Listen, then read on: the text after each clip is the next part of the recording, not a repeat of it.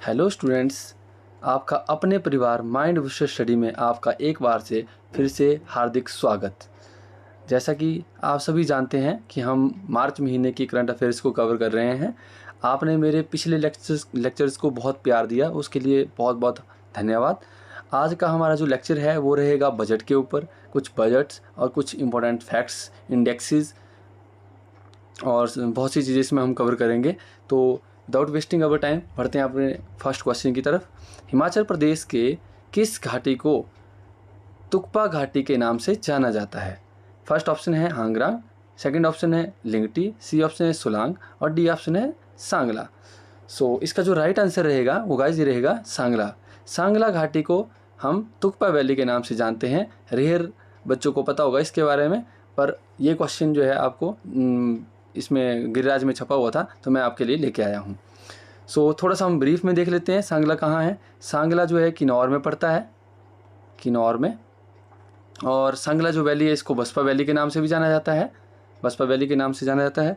और ये न्यूज़ में क्यों था? क्योंकि हाल ही में यहाँ पे होली फेस्टिवल मनाया गया और हमारे जो बागवान मंत्री हैं उन्होंने ये स्टेटमेंट दी है कि जो यहाँ की होली है वो वर्ल्ड फेमस रही है पहले से।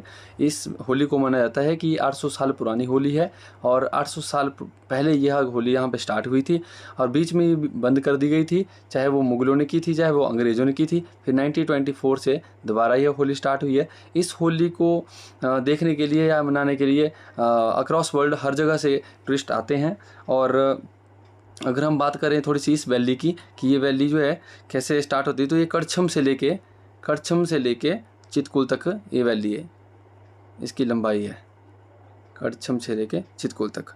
और इस वैली की एक खास बात और है, यहाँ पे एक फेस्टिवल लगता है फुलेच फेस्टिवल। फुलेच ये एक फ्लावर्स का फेस्टिवल होता है, होता है। मोस्ट इंपॉर्टेंट है, बार बार एग्जाम में पूछा जाता है कि फुलेच फेस्टिवल किससे संबंधित है, तो ये किन्नौर से संबंधित है। और किससे?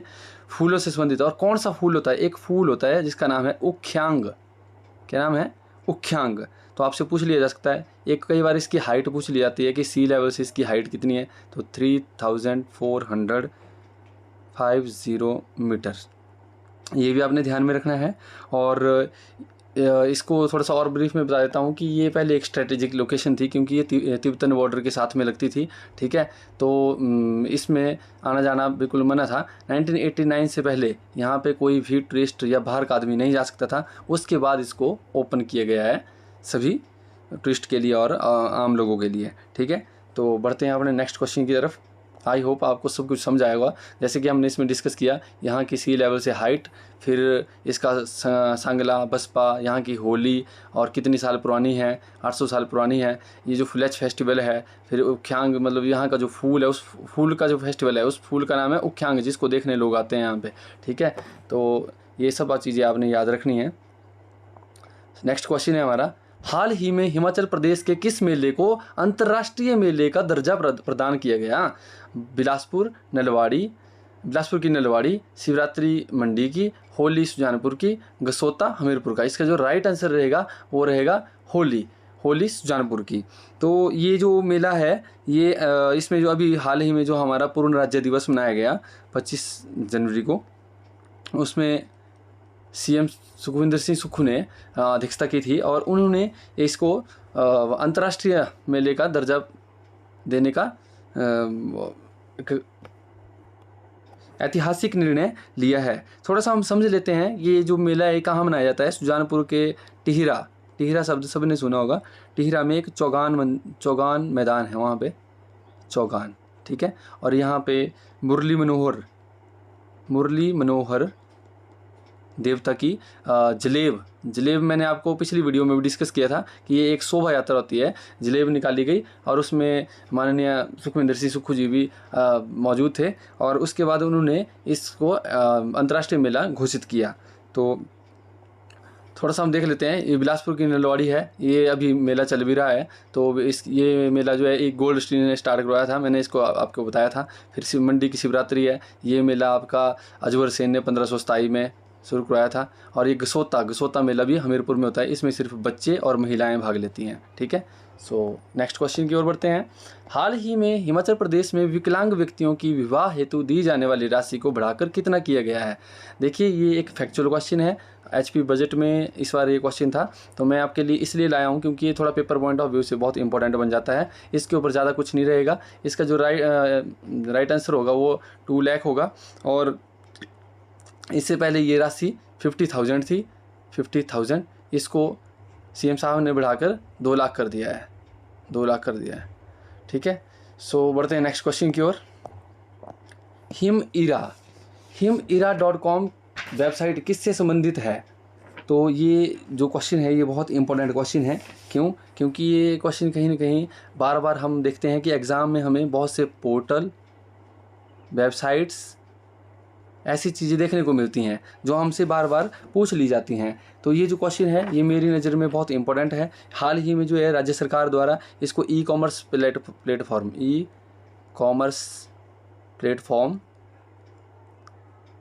के रूप में विकसित करने का निर्णय लिया गया। और इस पोर्टल का काम क्या है कि जो सेल्फ हेल्प ग्रुप्स हैं, जैसे कि आपने देखा होगा कि गाँव में बहुत सी महिलाओं को सेल्फ हेल्प ग्रुप से जोड़ा गया है और उनको आए दिनों कोई ना कोई नई चीज़, नया स्किल सिखाती रहती है गवर्नमेंट। उसके बाद वो उस स्किल को सीख के वो ऐसे प्रोडक्ट्स बनाना शुरू करती हैं और उन प्रोडक्ट्स को बेचने के लिए जो है ये ऐसा एक पोर्टल खोला गया है कि जहाँ से वो चीज़ें डायरेक्ट सेल हो सकें, ताकि उनको कहीं बेचने की कोई चिंता ना रहे। वो बनाएं सिर्फ और फिर बेचने के लिए सरकार उसको अपने आप बेचेगी। तो ये जो वेबसाइट है इस पे लगभग इस टाइम 30 उत्पाद मौजूद हैं और इसमें हाथ से बुनी हुई चीज़ें भी हैं। ठीक है, और हाथ से बुनी हुई चीज़ों से लेके खाने की सामग्री तक, जैसे अचार हो गए। ठीक है, हाथ से बुनी हुई चीज़ें, जैसे चाहे वो जो क्रोशिया होता है उससे बनाते हैं, ग्लव्स हो गए, मोजे होगी, कैप्स होगी, बहुत सी चीज़ें होती हैं जो हाथ से बनाई जाती हैं। ठीक है, तो वहाँ से जो हमारा जो कल्चर है, हमारे जो कल्चरल उत्पाद हैं, जो हमारी लोकल उसमें यूज़ किए जाते हैं, उनको इंटरनेशनली भी ये चीज़ बढ़ावा देगी। ये ऑल इंडिया अभी तक इसमें जो है वो 1000 ऑर्डर महाराष्ट्र, केरला, मतलब साउथ से पूरे ऑल ओवर इंडिया से इसमें मिल चुके हैं। ठीक है, तो ये बहुत इंपॉर्टेंट पोर्टल है और ये मैं उम्मीद करूँगा कि ये एग्ज़ाम में आपसे ज़रूर पूछा जाएगा। सो बढ़ते हैं नेक्स्ट क्वेश्चन की ओर। हाल ही में वूल ग्रेडिंग कम मार्केटिंग सेंटर बनाने की बात की जा रही है। देखिए स्टूडेंट्स, ये क्वेश्चन जो है बजट से निकाला हुआ मैंने, इसमें कोई ज़्यादा फैक्ट्स डिस्कस नहीं करना है। इसका राइट जो आंसर रहेगा वो बनूरी रहेगा। और बनूरी जो है एक ओल्ड टाउन है, कहाँ पे? पालमपुर में। ठीक है, मैं इस क्वेश्चन को क्यों आपके लिए लेके आया हूँ, एक तो ये बड़ा इंपॉर्टेंट है कि जो वूल है उसको ग्रेड करके उसको मार्केट करने का काम ये सेंटर करेगा। और ये हमारे कुछ जो भेड़ बकरी पालक हैं, ये जो वूल प्रोडक्ट करते हैं, उनके लिए बड़ा इंपॉर्टेंट रहेगा क्योंकि यहाँ से रेवेन्यू भी जनरेट होगा। ठीक है, सो इसके पीछे थोड़ा सा हम बनूड़ी के ऊपर चलते हैं कि बनूड़ी वैली जो है क्यों हमारे लिए इंपॉर्टेंट है। एक तो यहाँ पे क्या है कि ये धौलाधार रेंज में है, ये धौलाधार रेंज में सिचुएटेड है। और यहाँ पे टी गार्डन्स हैं, अब जो टी गार्डन्स हैं वो सबसे पहले टी गार्डन यहाँ पे किसने लगाए थे? यहाँ पे टी गार्डन लगाने वाले थे विलियम जेम्सन। और इन्होंने सन 1849 में पहला टी प्लांटेशन यहाँ पे किया था, जो कि कहाँ से लाई थी टी? अल्मोड़ा की टी, यहाँ पे अल्मोड़ा की टी। ठीक है, और इम्पोर्टेंट फैक्ट एक और हिस्टोरिकल है इसका कि पंडित जवाहरलाल नेहरू जी ने, JL नेहरू ने इसको विजिट किया था। ठीक है, 1941 में। और आफ्टर दैट पालमपुर में एक चौक है जिसका नाम है नेहरू चौक। मैंने पढ़ा ही है, अगर कोई पालमपुर से देख रहा है तो वो इस बारे में थोड़ा मेरे को बताएगा। ठीक है, और अगर हम बात करें वूल जो ग्रेडिंग सेंटर है, इससे इसकी हिस्ट्री में जाने की, तो जो वूल फेडरेशन वो हिमाचल में जो है 7 नवंबर 1988 में स्थापित की गई थी। तो इस क्वेश्चन में इतना ही था। बढ़ते हैं नेक्स्ट क्वेश्चन की ओर। दूध पर न्यूनतम समर्थन मूल्य MSP देने वाला प्रथम राज्य कौन? देखो बहुत ही शोर शराबा है इस क्वेश्चन का, तो तभी मैं इसको आपके लिए लेके आया हूँ। ठीक है, तो ये जो क्वेश्चन है ये इसका राइट आंसर होगा हिमाचल। अब बहुत से बच्चों को तो पता है कि MSP होता क्या है, ये क्वेश्चन तब इसकी इंपॉर्टेंस समझ आएगी ना जब इस क्वेश्चन में एमएसपी का मीनिंग पता होगा, ठीक है। तो एमएसपी होता क्या है? एमएसपी का मतलब होता है minimum support price. Minimum support price मतलब न्यूनतम समर्थन मूल्य, ठीक है। सो थोड़ा सा मैं इसके बारे में बता दूं आपको जिसको नहीं पता है कि ये एक ऐसा मूल्य होता है कि इससे कम किसी भी किसान का कोई भी उत्पाद है, चाहे वो दूध है उसका, गेहूँ, मक्का, चावल, जो भी वो उगाता है, इससे कम उसको कोई भी नहीं खरीदेगा।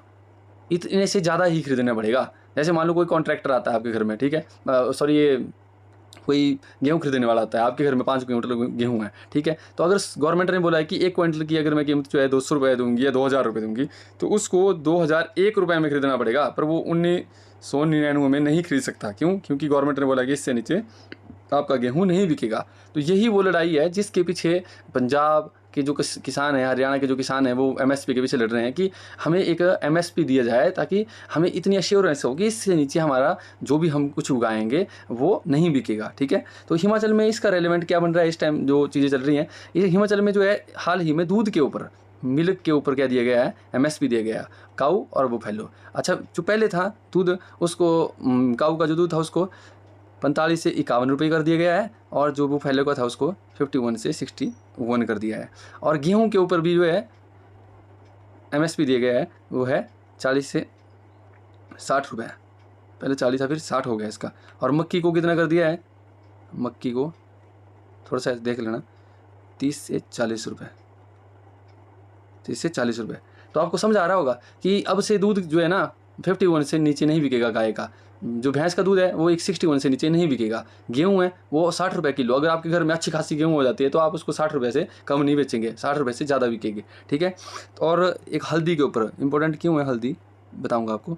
हल्दी के ऊपर जो है 90 रुपीज़ किया गया है घोषित। ये आपने रखने याद, ये पेपर पॉइंट ऑफ व्यू से बहुत ज़रूरी है, 5 फैक्ट्स, ठीक है। गाय का दूध, भैंस का दूध, गेहूँ, मक्की और हल्दी। हल्दी क्यों इंपॉर्टेंट है? क्यों?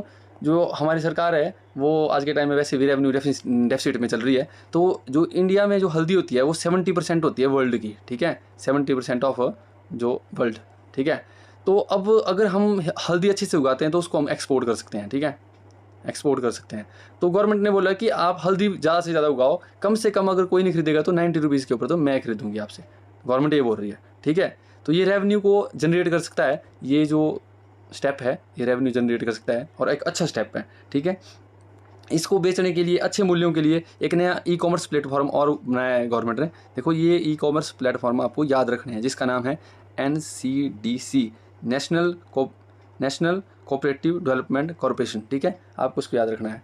नेक्स्ट क्वेश्चन है हमारा हिम परिवार रजिस्टर। अब हिम परिवार रजिस्टर आई थिंक पिछली वीडियो में भी थोड़ा मैंने इसका जिक्र किया था, पर फिर से आपको बता देता हूँ कि जो ये रजिस्टर है इसमें एक तो पहले क्या होता था कि जब आप परिवार नकल लाने जाते थे तो मैनुअली आप देखते थे कि रजिस्टर के ऊपर जो है जो सेक्रेटरी होते थे वो ढूंढते थे रिकॉर्ड, और फिर जाके वो हमें एक जैसे मतलब फॉर्म के ऊपर हमारी सारे घर की डिटेल लिख के दे देते थे और अपनी मोहर लगाते थे और उसको बोलते थे हम पहले परिवार नकल, ठीक है। अब गवर्नमेंट क्या बोल रही है कि जितना भी रिकॉर्ड है उसको ऑनलाइन करो, ठीक है। ऑनलाइन में एक क्लिक करेंगे सारा आपको परिवार नकल हमें घर बैठे मिल सकती है, ठीक है। घर में बैठ के हम परिवार नकल निकाल सकते हैं, समझ रहे हो आप, ठीक है। आप पहले BPL का सर्टिफिकेट लेते थे, अब वो BPL का सर्टिफिकेट आपको क्या मिलेगा, वो आपको घर बैठे मिल जाएगा, ठीक है। और आप पहले मैरिज सर्टिफिकेट लेते थे सेक्रेटरी से जाके, अब वो कहाँ मिल जाएगा, आपको घर पर मिल जाएगा, ठीक है। तो ये इसमें 300 प्लस फैसिलिटीज़ आपको घर पर मिल जाएंगी। ये ऐसा एक प्लेटफॉर्म तैयार हो रहा है, ठीक है। सो नेक्स्ट क्वेश्चन की ओर चलते हैं। मुख्यमंत्री मत्स्य पालन योजना। देखो स्टूडेंट्स, जिन्होंने वीडियो को अभी तक लाइक नहीं किया है वो वीडियो को लाइक कर लें, क्योंकि मैं आपके लिए जो वीडियोस लेके आता हूँ इनको बनाने के लिए 2-2 दिन लग जाते हैं। इनको मैं रिसर्च करता हूँ, पूरा पेपर पढ़ता हूँ गिरिराज का, उसके बाद रिसर्च करके उसमें से अच्छे क्वेश्चन निकालता हूँ जो पेपर पॉइंट ऑफ व्यू से ज़रूरी है। मैंने बहुत से चैनल हिमाचल के देखे हैं जिन्होंने गिरिराज को कवर किया हुआ है, पर पेपर पॉइंट ऑफ व्यू से जो चीज़ें होती हैं वो कहीं उससे इधर उधर जाते हुए नजर आते हैं, ठीक है। तो मैं आपको वो चीज़ें ही करवाऊंगा जो पेपर पॉइंट ऑफ व्यू से बिल्कुल सटीक जरूरी है। क्यों? क्योंकि होता ऐसा है कि जब भी कोई एस्पिरेंट तैयारी कर रहा होता है तो एस्पिरेंट के पास टाइम की स्केर्सिटी होती है। क्यों? क्योंकि उसके पास और सिलेबस बहुत ज़्यादा होते हैं, ठीक है। वो करंट अफेयर को बहुत अच्छे से नहीं कर पाता, रिसर्च नहीं कर पाता। तो तो इसलिए मैं आपके लिए बहुत रिसर्च बेस्ड करंट अफेयर ले आ रहा हूँ।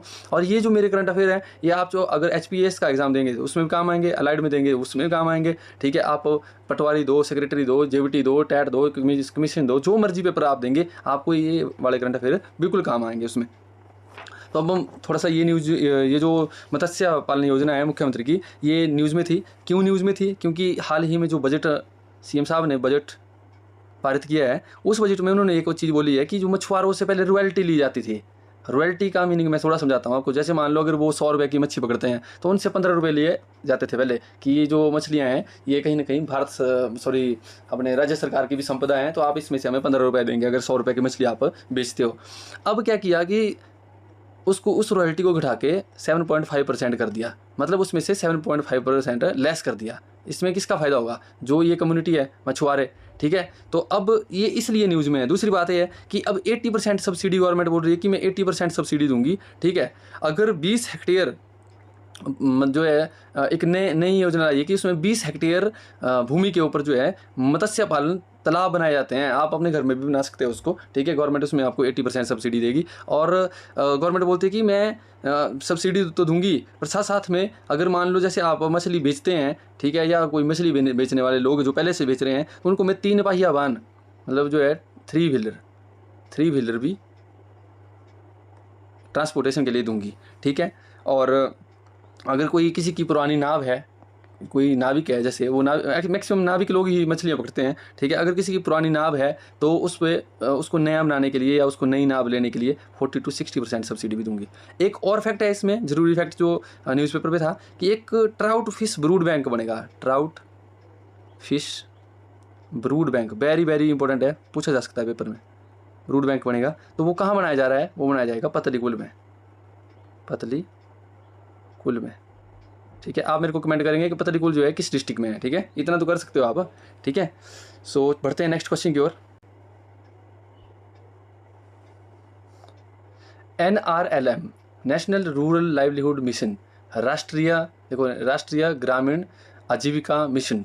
जैसे कि इसका नाम है कि राष्ट्रीय मतलब पूरे राष्ट्र में, रूरल गांव में, और आजीविका मतलब लाइवलीहुड मतलब आजीविका मिशन, ठीक है, योजना।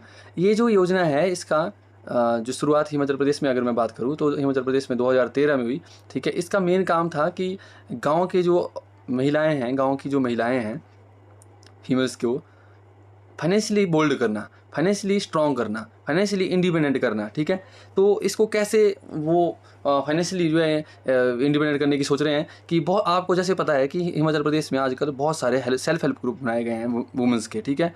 और इसमें कम से कम 30,000 महिलाएँ, ऑल ओवर अगर बात करूँ 30,000 महिलाएं इसमें भी पार्टिसिपेट कर रही हैं, ठीक है। तो सरकार अपनी तरफ से क्या करती है कि इनको छोटा स्किल सिखाती है, ठीक है, फिर प्रोडक्ट्स बनवाती है और उसको बेचती है, और जो उसका पैसा आता है वो इनको भी डिस्ट्रीब्यूट होता है। दूसरी बात ये करती है गवर्नमेंट, इनको क्या करती है कि आर्थिक रूप से ऐसी सहायता करती है कि इन एक ग्रुप्स को लाख रुपए देती है, ठीक है। अगर किसी को ज़रूरत पड़ती है तो कम ब्याज में आपस में यूज़ कर सकते हैं उस पैसे को, ठीक है। और इस प्रकार से भी उनको हेल्प करती है। तो गवर्नमेंट इसमें कहीं ना कहीं जो गरीब परिवार की महिलाएं हैं उनको सशक्त करने का काम कर रही है। और इसमें एक स्वरोजगार, जैसे मैंने आपको बताया कि छोटे स्किल बना के, जैसे बांस से बनने वाले प्रोडक्ट हैं, हाथ से बनने वाले प्रोडक्ट्स हैं, ठीक है, और जैसे खाने की अचार हैं, मतलब बहुत सी चीज़ें हैं। तो स्वरोजगार भी इसमें वो करती है। एक इसमें कुशल मजदूरी रोजगार भी है। जैसे मान लो अगर कोई बहुत स्किल्ड हो जाता है, ठीक है, तो वो अपना मतलब स्किल्ड लेबर एम्प्लॉयमेंट, ठीक है, वो भी है।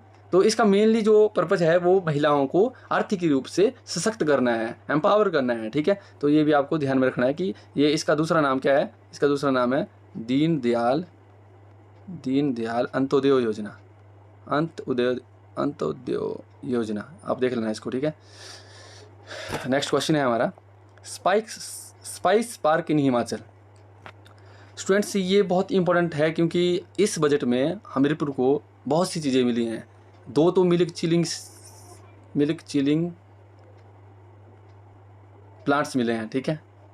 एक इनको स्पाइस पार्क मिला है, स्पाइस पार्क।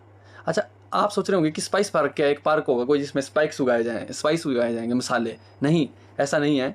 इसमें क्या होता है कि जो मसाले होते हैं हमारे, जैसे हिमाचल में मान लो कुछ मसाले उगाए जाते हैं, ठीक है, तो उनको एक फैक्ट्री, एक बहुत बड़ा उद्योग लगाया जाएगा, ठीक है। फिर उसमें वो प्रोसेस किए जाएंगे, प्रोसेस मतलब उसको मशीनों से प्रोसेस करेंगे, उनमें बाद में उनको उनमें वैल्यू ऐड की जाएगी। वैल्यू ऐड करने का मतलब होता है जैसे मान लो कोई मसाले हैं, उनको बाहर से लेबल लगा दिया, पैकेट बना दिया, फिर पैकेट बना के अगर वो मसाले मान लो ऐसे 50 रुपये के थे, ठीक है, जब पैकेट लग गया उसके ऊपर तो वो 70 रुपये का पैकेट बन गया, ठीक है, बाद में मार्केट में जाएगा 70 रुपये का बिकेगा।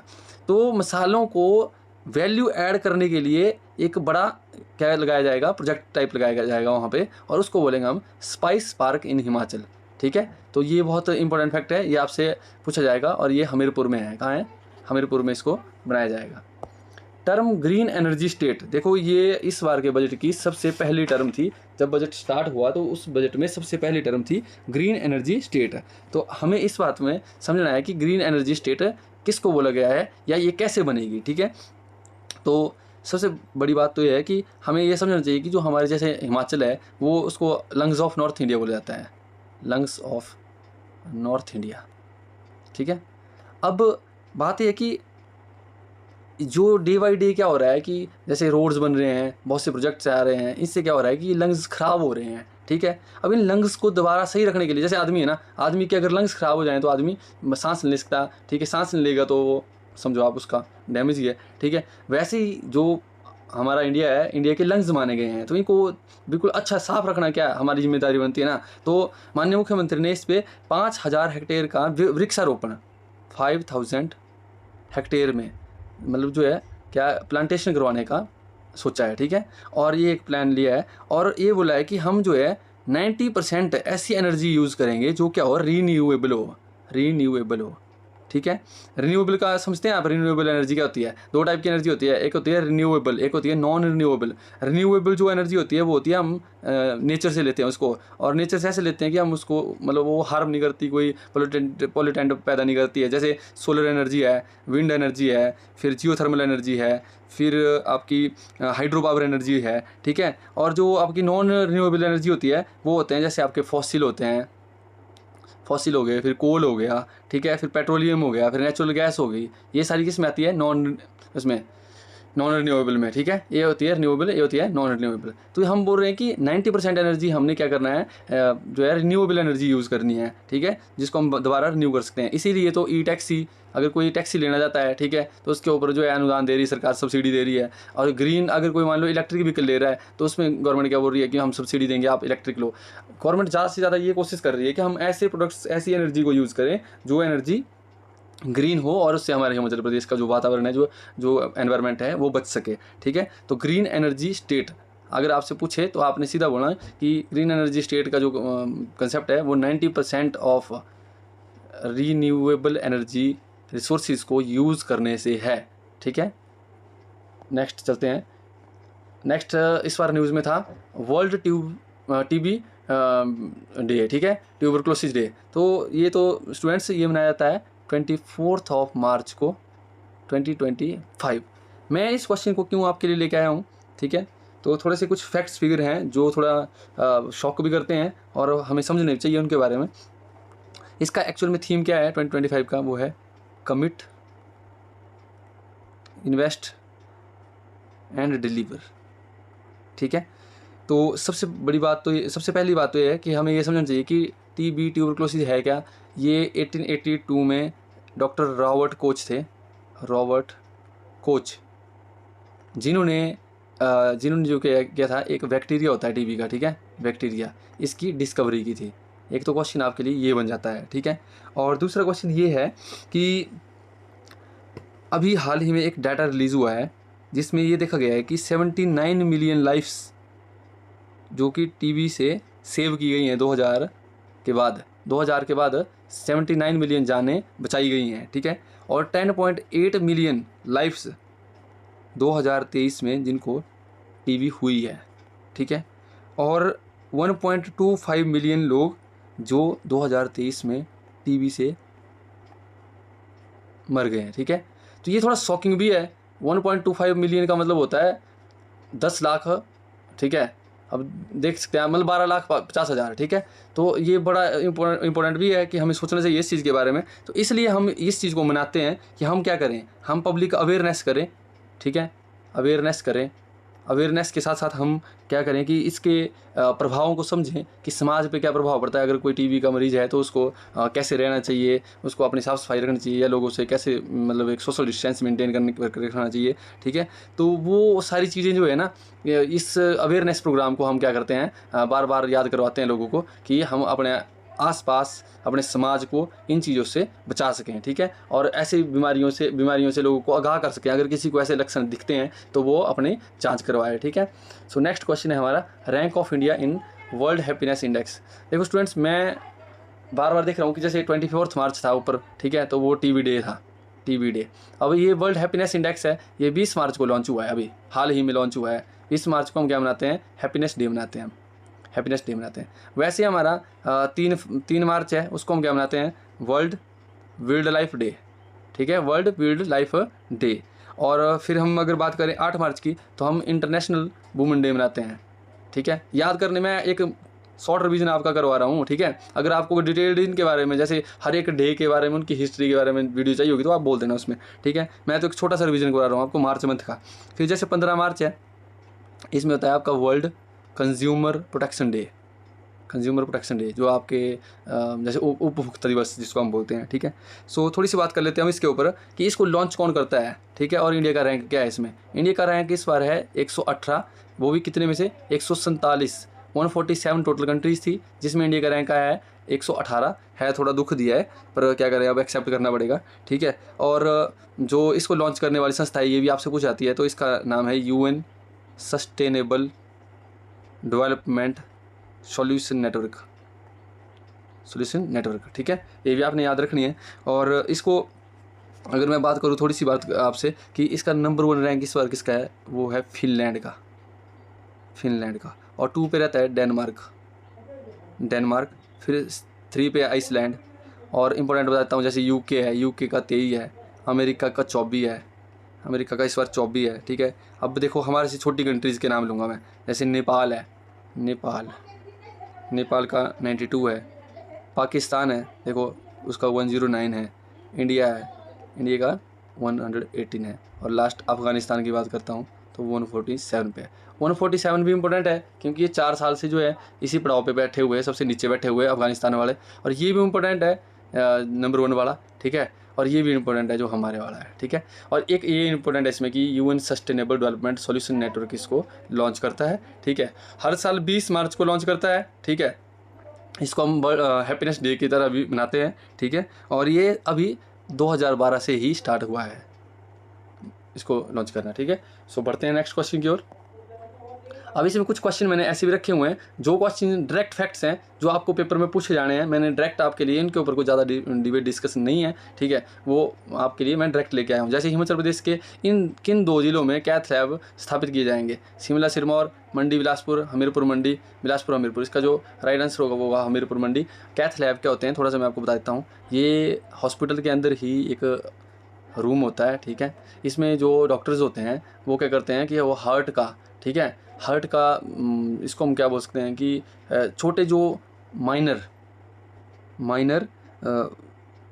इन्वेजिव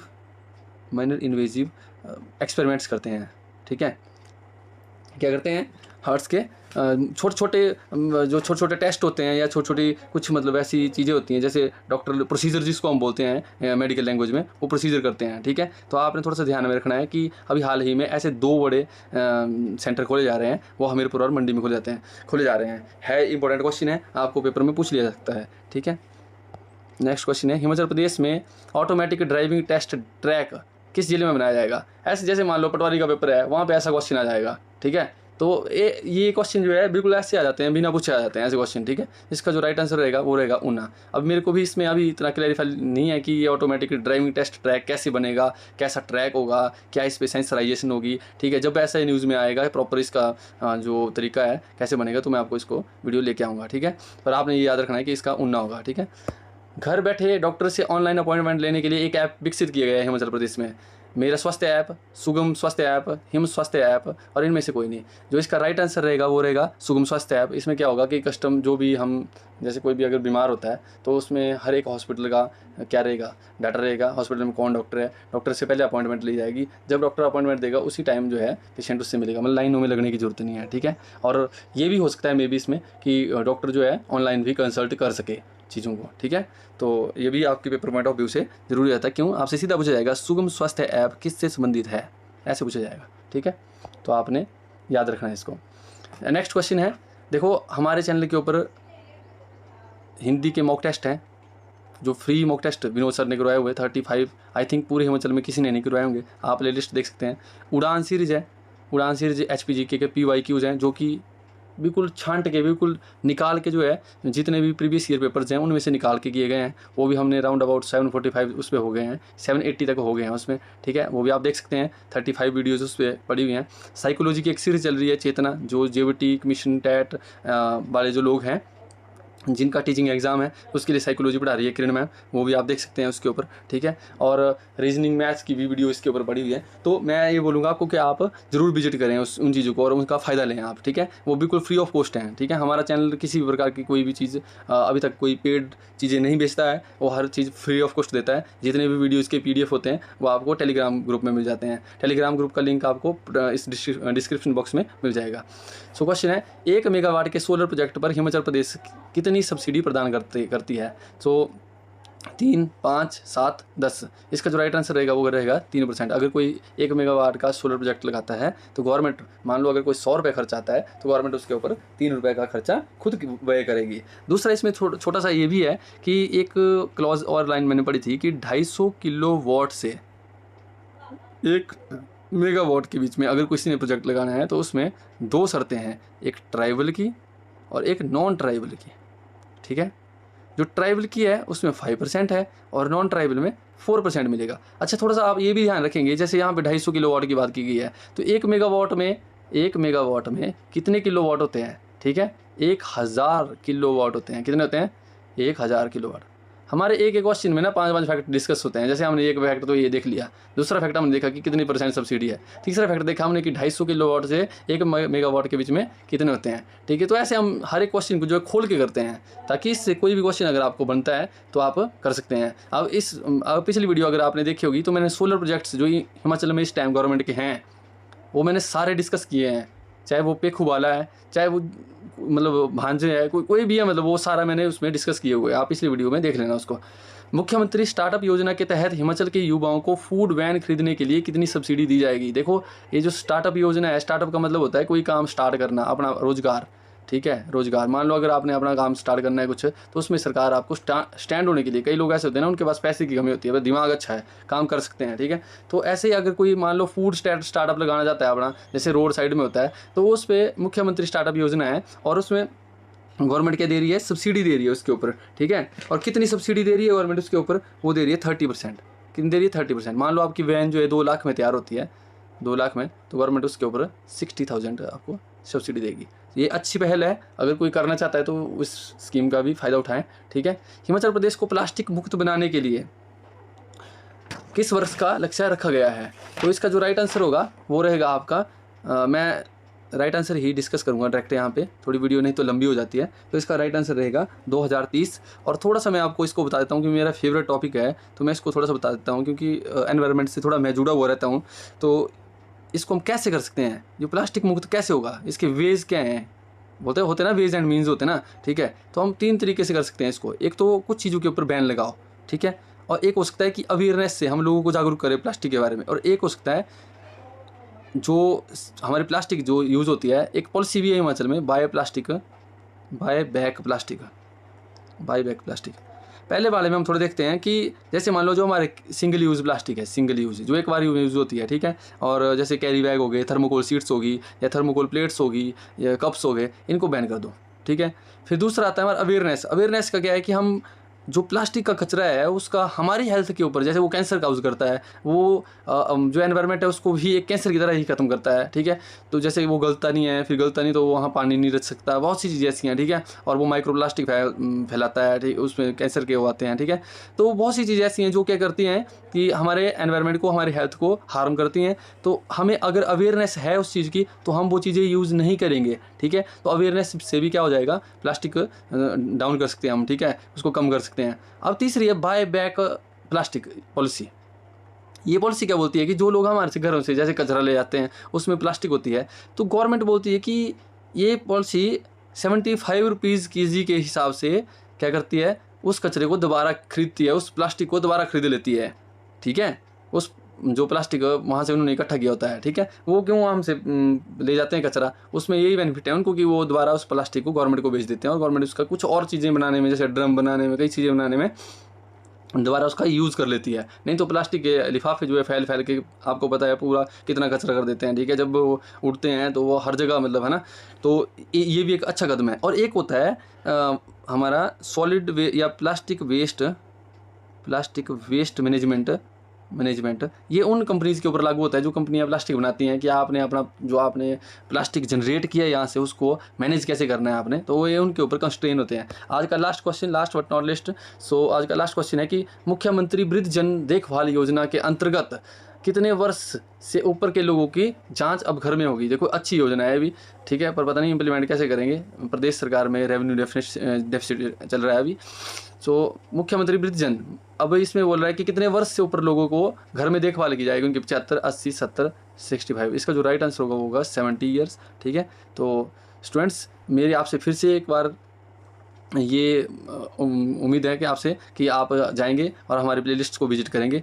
मैं आपके लिए जो करंट अफेयर की वीडियोज़ लाता हूँ बहुत ज़्यादा रिसर्च करके लाता हूँ, ठीक है। ये वीडियोज़ बिल्कुल मतलब 2 दिन लग जाते हैं एक वीडियो को बनाने में, ठीक है। ये नहीं है कि मैं आपके सामने 30 मिनट प्रेजेंट कर रहा हूँ तो ये वीडियो इतनी आसानी से बन जाते हैं। आपके लिए बिल्कुल अच्छी मेहनत करता हूँ मैं, ज़्यादा नहीं, आपसे एक उम्मीद करता हूँ कि आप लाइक और सब्सक्राइब ज़रूर करेंगे, ठीक है। और अगर आपको वीडियो अच्छी लगी है तो आप शेयर इसको ज़रूर करेंगे। Thank you. तब तक जय हिंद, जय हिमाचल। आप अपना ध्यान रखिए और मिलेंगे बहुत जल्द आपसे नेक्स्ट वीडियो में। अब नेक्स्ट वीडियो में एक बजट के ऊपर वीडियो रखूँगा, ठीक है। उसके बाद एक होल सोल वीडियो बनाऊँगा फरवरी और मार्च की, फिर कंप्लीट करूँगा। आपने मेरे को बताना है कि अगर आपको मार्च से पीछे पढ़ना है तो वो भी बताऊंगा, अगर आपको यहाँ से कंटिन्यू करना है आगे की ओर तो भी आपने मेरे को बताना है, ठीक है। आप कमेंट सेक्शन में बता देना आपको कौन सा टॉपिक चाहिए, वो मैं आपको लेके आ जाऊँगा। थैंक यू, धन्यवाद, जय हिंद, जय हिमाचल।